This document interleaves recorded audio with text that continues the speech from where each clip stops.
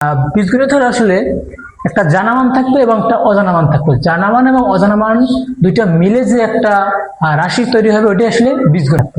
বীজগণিত আসলে কাজটা কি? বীজগণিতের কাজ হলো যে একটা জানা মান থাকবে, জানা মানটা থেকে আমরা অজানা মানটাকে নিয়ে আসবো। যেরকম ধরো 2x প্লাস এক্স স্কোয়ার এরকম আছে, সমান আছে তোমার 0 আছে। এখন এই জায়গা থেকে আমরা এক্স এর মানটা বের করে নিয়ে আসবো। এটা আসলে কি? আমাদের একটা বীজগণিত। এখন আমরা যে বীজগণিত আসলে কিভাবে এটা ব্যাখ্যা করতে চাই, তাহলে আমরা যদি ধরি যে এক একজনে 100 টাকা বা 200 টাকা করে দিতেছো, 500-600 টাকা। এখন যদি তুমি মনে করো এ এবং বি কত টাকা দিচ্ছে আমরা ধরো জেনে গেলাম যে এ দিল 100 টাকা, বি দিল 300 টাকা, কিন্তু সি কত টাকা দিল এটা জানি না আমরা, কিন্তু মোট 600 টাকা হইলো।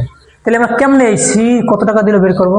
এটা বের করতে ধরলাম আমরা যে সি এক্স টাকা দিচ্ছে, সি কত টাকা এক্স টাকা দিচ্ছে। তাইলে যদি সি যদি এক্স টাকা দেয় তাহলে আমরা কিভাবে বের করবো? তাহলে দেখো 100 যোগ 300 যোগ কত এক্স সমান 600, কারণ সব মিলে তো 600 টাকা হয়, কিন্তু এক্স ধরছি কারে, সি কত টাকা দিচ্ছে আমরা জানি না, এই জন্য 600। তাহলে এখন কি হয়ে যাবে?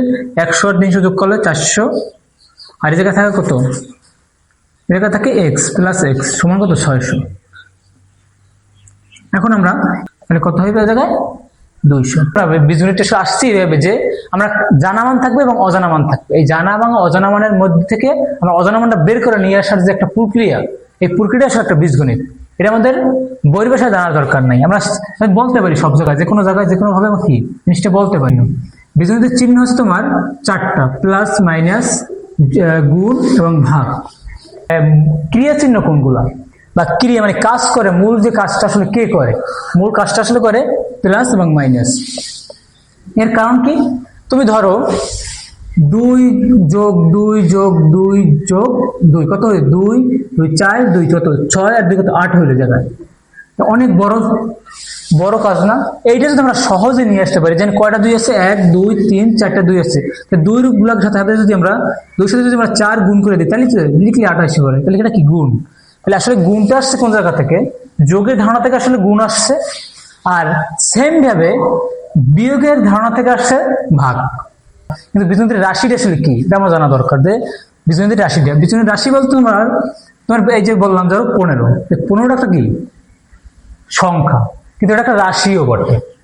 আবার যদি এখন বলি বীজগণিতিক রাশি, বীজগণিতিক রাশি হইতে হলে কি লাগবে? এটার সাথে একটা কি অজানা মান লাগবে। এটা তো জানা 15 আমরা জানি, তার সংখ্যাটা জানি, কিন্তু এটা যদি অজানা মান যুক্ত করে দিলে কি রাশিটা কি হয়ে যাবে? বীজগণিতিক রাশি হয়ে যাবে। তুমি ধরো 15x দিয়ে দিলাম, বীজগণিতিক রাশি হয়ে গেল। কিন্তু এর মধ্যে 2 সাথে x দিলাম, তাহলে কি হয়ে গেল? এটা বীজগণিতিক রাশি হয়ে গেল। বা 2x প্লাস y দিলাম, এটা কি হয়ে গেল? এটা বীজগণিতিক রাশি হয়ে গেল। বীজগণিতিক রাশি হইতে হলে তোমাদের কি লাগবে?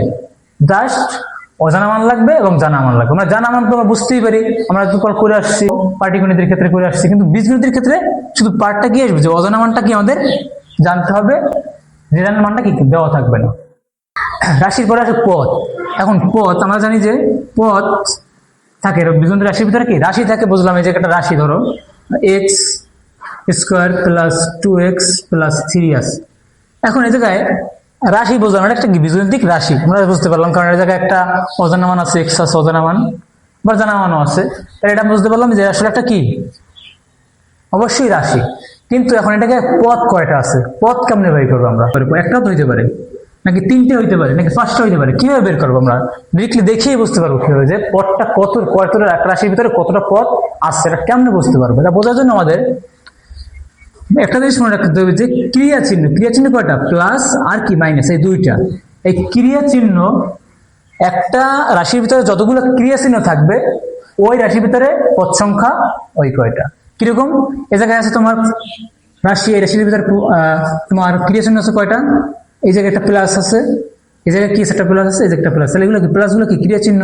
তাহলে এই জায়গায় কি হইলো? মানে কিছু এই জায়গায় আবার ভাইবার মধ্যে কিছু নাই, এটাকে কিছু নাই মানে এটা একটা প্লাস আছে। তাহলে কি 1টা 2টা 3টে ক্রিয়া চিহ্ন। তাহলে পদ কয়টা?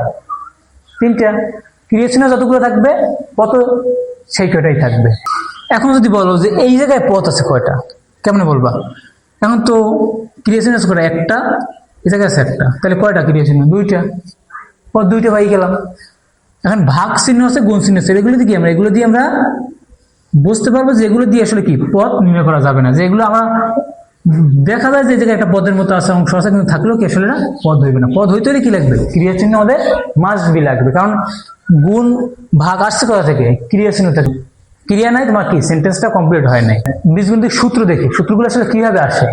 তুমি মনে করো যে দেখো যে a plus B whole square সূত্র আমরা কি কিভাবে লিখে দিই? a square plus B a square plus 2ab plus B square লিখে দিই। এটা কি সূত্র?